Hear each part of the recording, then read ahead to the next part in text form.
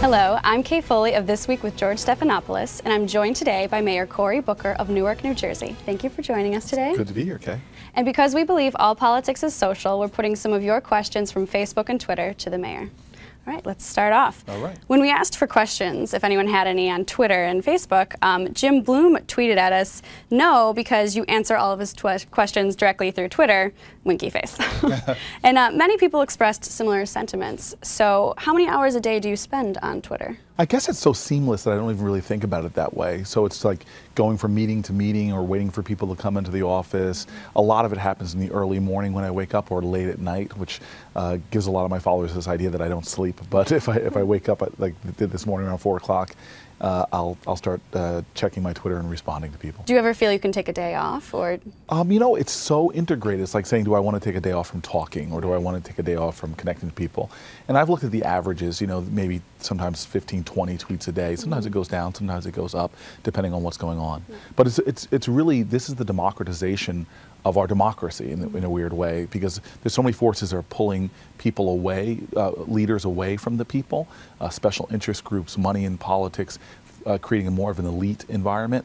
But I think that social media has a chance to pull people back and have politicians far more accessible, far more transparent, far more connected, and ultimately move from a hierarchical society to a level playing field. Okay, and then Alan Russell Carter wonders what your thoughts are on Clinton Booker 2016. Unless Clinton Booker 2016 is some kind of new rock band that might be coming out. Look, at the end of the day, in life, purpose is far more important than position. And so many of us lose sight of where we are by looking at where we're going to go. So right now I'm mayor of the city of Newark, and I love what I'm doing. And in many ways, this is my highest aspiration in terms of having a job where I can really help people. The next thing I'm thinking about doing next year is possibly running for United States Senate. But I think when you start going further afield from that, it begins to get a little absurd. Michelle Seltzer asks, what do you consider your best policy achievement as mayor of Newark?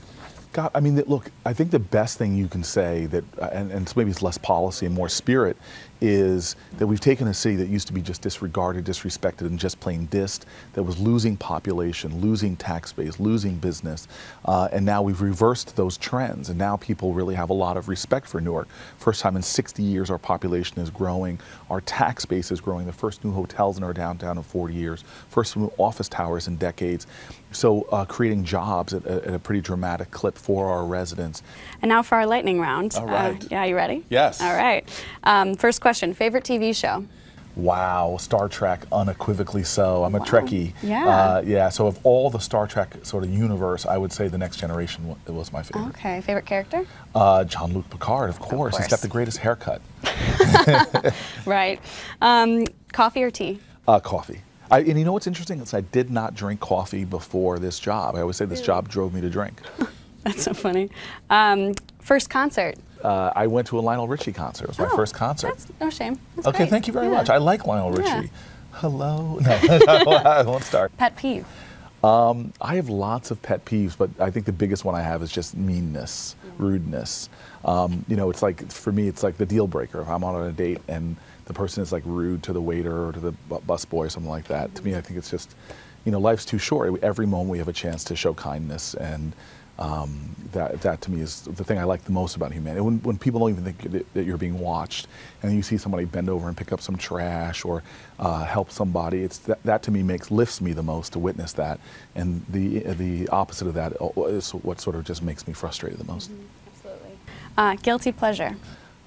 So many. Look, I think the two things I indulge in the most, one's food. So, you know, I have an illicit relationship with two guys named Ben and Jerry that is enjoyable. And then, you know, it's just bad TV, you know. So late at night, if I come home particularly discouraged from a day, I can see myself sitting with ice cream and watching something on TV.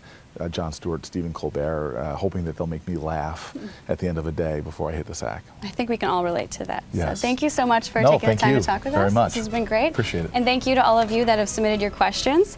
Please be sure to follow us this week on Twitter at ThisWeekABC, and like us on Facebook at facebook.com/ThisWeekABC.